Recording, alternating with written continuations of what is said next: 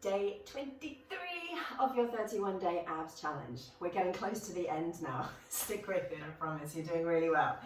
Okay, so the 5 exercises that we have today, we're still working for 50 seconds and resting for 10, so those sneaky little 10-second rest periods, just enough time to be able to allow you to transition between your exercises. All right, so exercise number 1 is a sprinter crunch. Now, if you need it, use a bicycle crunch as an alternative. This is kind of a hybrid between a bicycle crunch and a full sit-up. So you're going to lie yourself down, bringing your feet into a tabletop position above your knees. Now, as you extend one leg fully, you're using this one to give you momentum enough to sit up and then twist that same elbow to your opposite knee. Roll on down, extend the other leg and twist once you're upright. So it's a little bit more dynamic, energetic and challenging than a bicycle crunch, which if you need to, your alternative is to stay down to the ground, crunch and alternate elbow to leg. So sprinter crunch all the way up if you can, or bicycle crunch as your alternative. Our next exercise is into a tabletop hover, and then we're going to tuck our toes here, shoulders underneath or over your wrists, tuck your toes and hover, step back to plank, step back forward to tabletop, and then change your lead leg. Now, if you're feeling a bit more energetic, hop it back, shoot your heels behind you, and then snap your knees back in. Hop back, snap in. If you can, watch out for the hips rising up too high, because it's going to give you too much height to come back down to a plank. You risk dipping your back. So if you can, shoot the legs straight back out behind you and snap the knees back in.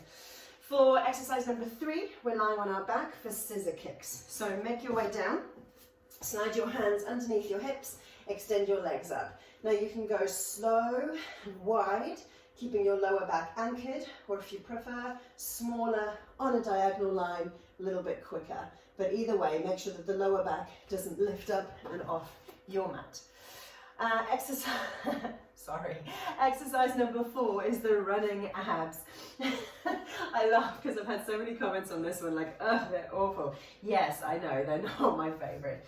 So you're going to sit upright, get your balance, get your sit bones anchored, bringing your hands up here in front of your chest, take a lean back, lift up with your knees as well, and then run elbow to knee as you gently move your shoulders side to side and extend your legs.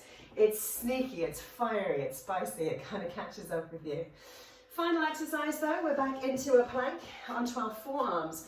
And we're going to have a couple of options here with your feet. And what we're looking for is to create some instability in our plank to get the core muscles working a little bit harder. So set yourself up, forearm plank, long back, elbows into the mat. Option 1, walk your foot out, walk it in and swap, out and in.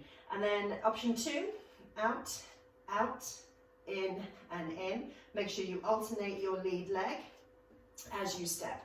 Option 3, out and hover, come back in, other leg, out and hover, come back in. So 3 versions for moving your feet in a forearm plank, all right?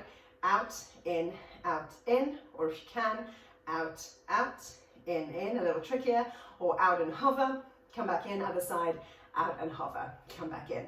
So those are your 5 exercises for day 23. Let me know how you're getting on, if you're enjoying the challenge, if you're finding it challenging like it should be, if you're noticing any difference in your abs as well. Let me know your feedback.